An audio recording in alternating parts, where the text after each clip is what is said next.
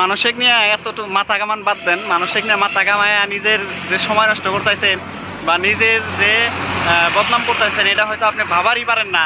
তো যার যার রাস্তা হে তো দেখে নিব, যদি ভালো কিছু পরামর্শ থাকে হয়তো একদম নিশ্চয় দেওয়া পারেন। লেকিন কূটনৈতিক কথা বা এর কথা এর এক লাগায়া ওর কথা এক লাগায়া যে আপনি জীবনে সফল হবেন বা আপনি যে নিজের মুখটা উজ্জ্বল করবেন, এই কথাটা কিন্তু একদমই নিন্দনীয় কথা বা এই কথার কোনো ভিত্তি নাই।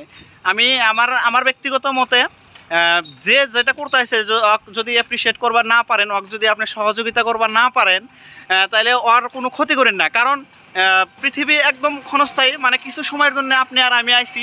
মানুষের যদি অ্যাটলিস্ট ভালো না করা পারেন, খারাপ করেন না, মানে আপনার যে কিবা হেল্প করা লাগবো কাউকে, এটা কোনো বিষয় না।